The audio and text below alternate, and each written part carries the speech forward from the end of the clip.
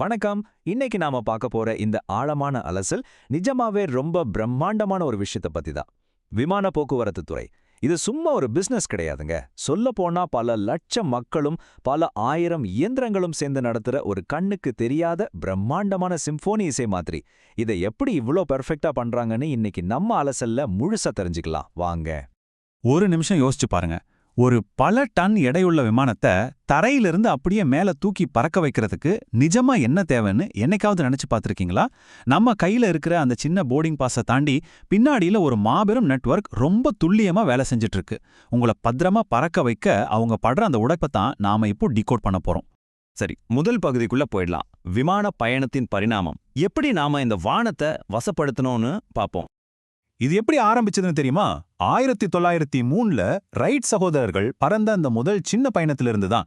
ஆனா பாருங்க, அங்கிருந்து 20ஆம் நூற்றாண்டுக்குள்ள இது ஒரு மாபெரும் உலகளாவிய போக்குவரத்து நெட்வொர்க்கா விஸ்வரூபம் எடுத்துடுச்சு. இன்னைக்கு ஆயிரக்கணக்கான விமானங்கள், அதிநவீன விமான நிலையங்கள், ஏர் டிராஃபிக் கண்ட்ரோல்னு ஒரு பிரம்மாண்டமான ஈகோ சிஸ்டமாவே இது மாறி நிக்குது. இவ்வளவு குறுகிய காலத்துல மனிதகுலம் அடிச்ச மிகப்பெரிய ஜாக்பாட் முன்னேற்றம் இதுதான். ஓகே, அடுத்த பகுதி 2, விமான போக்குவரத்து சுற்றுச்சூழல் அமைப்பு. இன்னைக்கு இது எப்படி இயங்குதுன்னு கொஞ்சம் ஜூம் பண்ணி பார்ப்போம். விமானம்னாலே நம்ம ஊருக்கு போற பேசஞ்சர் ஃப்ளைட் மட்டும்தான் நாம நினைச்சிட்டு இருக்கோம். ஆனா அது ஒரு சின்ன பகுதி மட்டும்தாங்க. இதை தாண்டி பல டன்னுகள் எடைய சுமந்து செல்லும் சரக்கு விமானங்கள், நாடுகளை பாதுகாக்கும் ராணுவ விமானங்கள், அப்புறம் விஐபிகள் பயன்படுத்துற பொது விமானங்கள்னு இதுல 4 பெரிய பிரிவுகள் இருக்கு. இந்த 4ம் ஒன்னா சேர்ந்துதான் தினமும் இந்த உலகத்தையே இயங்க வச்சிட்டு இருக்கு. சரி, இந்த மாபெரும் நெட்வொர்க்கை ஆட்டி படைக்கிற முக்கிய புள்ளிகள் யார்? எமிரேட்ஸ், கத்தார் ஏர்வேஸ், நம்ம ஏர் இண்டியா, இண்டிகோ, அப்புறம் லுஃப்தான்சா மாதிரி பெரிய ஏர்லைன்ஸ்லாம் பயணிகளை ஏற்றி செல்றாங்க. ஆனா இந்த ராட்சத இயந்திரங்களை உருவாக்குறது யார் தெரியுமா? போயிங், ஏர்பஸ், பாம்பார்டியர், எம்ப்ரேயர்னு சில மாபெரும் உற்பத்தி நிறுவனங்கள் தான் இந்த ஏர்கிராஃப்ட்களை டிசைன் பண்ணி உருவாக்குறாங்க. இவங்க எல்லாரும் சேர்ந்தது தான் இந்த இண்டஸ்ட்ரியோட முதுகெலும்பு. இப்போ ஒரு முக்கியமான விஷயத்துக்கு வருவோம். ஏர் டிராஃபிக் கண்ட்ரோல், அதாவது ஏடிசி. இதான் ஒட்டுமொத்த சிஸ்டத்தோட மூளை. கொஞ்ச நேரம் கற்பனை பண்ணி பாருங்க. ஒரே நேரத்துல ஆயிரக்கணக்கான விமானங்கள் தலைக்கு மேல பறந்துட்டு இருக்கு. ஒன்னோட ஒன்னு மோதிக்காம ரொம்ப பாதுகாப்பாவும் துல்லியமாவும் அதுங்க பயணிக்கிறத இவங்க தான் உறுதி செய்றாங்க. எந்த கன்ஃபியூஷனும் இல்லாம ஒரு கண்ணுக்கு தெரியாத நடனத்தை இயக்குற மாஸ்டர் மாதிரி இவங்க வேலை செய்றாங்க. சான்ஸே இல்லல. ரைட். பகுதி 3, மனிதர்களின் பங்கு.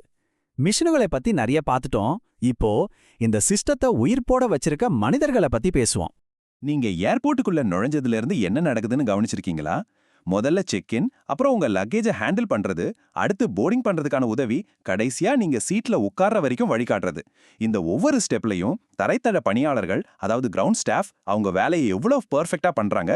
அவங்களோட இந்த துல்லியமான உழைப்பு மட்டும் இல்லனா ஒரு நாள் கூட ஏர்போர்ட்டால சரியா இயங்கவே முடியாது. இங்க சுவாரஸ்யமான விஷயம் என்னன்னா, ஒரே நேரத்துல 2 தளங்கள்ல வேலை நடக்கும். மேல வானத்துல கேபின் க்ரூ பயணிகளோட பாதுகாப்பு, அவசர தேவைகள், அப்புறம் கஸ்டமர் சர்வீஸே பார்த்துப்பாங்க. அதே சமயம் கீழே தரையில இருக்கிற கிரவுண்ட் ஸ்டாஃப் உங்களோட லக்கேஜ், போர்டிங்னு எல்லாத்தையும் ஒருங்கிணைப்பாங்க.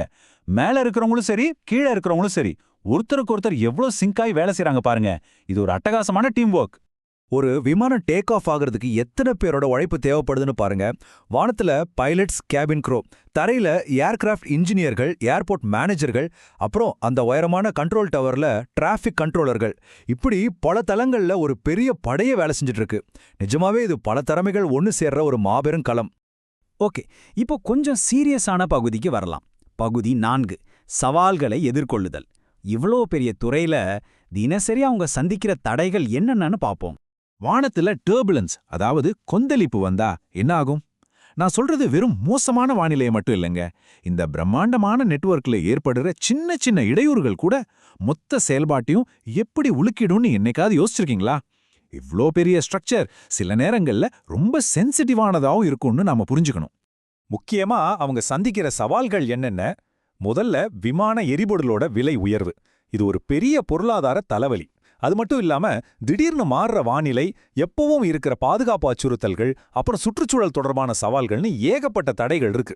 இத்தனை பேரியர்ஸையும் தாண்டி தான் அவங்க அந்த ஒருங்கிணைந்த பயணத்தை நமக்கு தொடர்ந்து சாத்தியமாக்கி கொடுக்கணும். இதுல கோவிட்-19 பேண்டமிக் ஏற்படுத்தின பாதிப்பு இருக்கே, அது ஒரு வரலாறு. உலகளாவிய பயணத்தையே அது அப்படியே முடக்கி போட்டுடுச்சு. பேசஞ்சர் டிராஃபிக் எல்லாம் அதெல்லாம் பாதாளத்துக்கு போயிடுச்சு. ஆனா அதுலயும் ஒரு நல்ல விஷயம் என்னன்னா, விமான பாதுகாப்பு நடைமுறைகளை இது நிரந்தரமாவே ரொம்ப ஸ்ட்ரிக்டா மாத்திடுச்சு. இப்படி ஒரு எதிர்பாராத பேரிடரை ஏவியேஷன் இண்டஸ்ட்ரி இதுக்கு முன்னாடி பார்த்ததே கிடையாது. இத்தனை சவால்கள் பிரச்சனைகள் வந்தாலும் ஒரு விஷயத்த மட்டும் நான் அடிச்சு சொல்வேன். அவங்களுக்கு எப்பவுமே முதல் முன்னுரிமை பாதுகாப்பு மட்டும்தான். ரெகுலரான மெயின்டெனன்ஸ், பைலட்ஸுக்கான மிக கடுமையான ட்ரைனிங், அப்புறம் ஸ்ட்ரிக்டான செக்யூரிட்டி ப்ரொசீஜர்ஸ் இதெல்லாம் சேர்ந்து தான் வானத்துல பறக்கிற ஒவ்வொருத்தரோட உயிரையும் பாதுகாக்குது. அதனால நாம தாராளமா நிம்மதியா பயணிக்கலாம். சரி, இப்போ ஃபைனல் பகுதிக்கு வருவோம். பகுதி 5, விமான போக்குவரத்தின் எதிர்காலம்.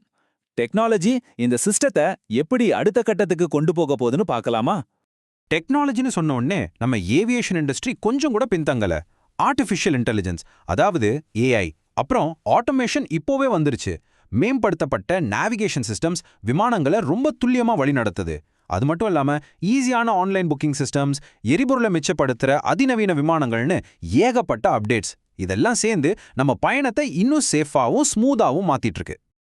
எதிர்காலம் எப்படி இருக்குன்னு கேட்டீங்கன்னா நினைச்சாலே புல்லரிக்கிற மாதிரி இருக்கு. சுற்றுச்சூழலுக்கு பாதிப்பு தராத சஸ்டைனபிள் ஏவியேஷன் ஃபியூவல், முழுசா எலக்ட்ரிக்ல இயங்குற விமானங்கள், ஸ்மார்ட் ஏர்போர்ட்ஸ், அப்புறம் அட்வான்ஸ்ட் ஆட்டோமேஷன்னு அடுத்த தலைமுறை விமான பயணம் ஒரு சயின்ஸ் ஃபிக்ஷன் படத்துல வர்ற மாதிரி மாறப்போகுது. இவ்ளோ நேரம் நாம பேசினதோட மைய கருத்து என்ன?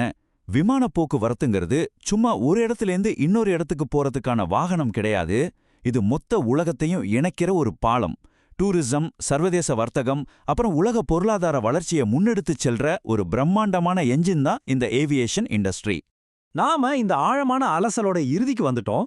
இதுக்கு பிறகு அடுத்த முறை நீங்க வானத்துல ஒரு விமானத்தை பார்க்கும்போதோ இல்ல ஏர்போர்ட்ல போர்டிங் லைன்ல நிக்கும்போதோ கண்டிப்பா உங்களோட பார்வை மாறி இருக்கும். இனிமேல் அது வெறும் இரும்பும் இயந்திரமும் இல்ல, இந்த மொத்த உலகமும் தடையின்றி இயங்குறதுக்காக பின்னாடி நடக்கிற ஒரு கண்ணுக்கு தெரியாத ஒரு பிரம்மாண்ட நடனமா தான் அது உங்களுக்கு தெரியும். இன்னைக்கு நம்ம பார்த்த இந்த விஷயங்கள் உங்களுக்கு ஒரு புது பார்வை கொடுத்துருக்கோம் நம்புறேன். இது உங்களுக்கு பிடிச்சிருந்தா நம்ம மறுபடியும் இன்னொரு அட்டகாசமான டாபிக்கோட சந்திப்போம்.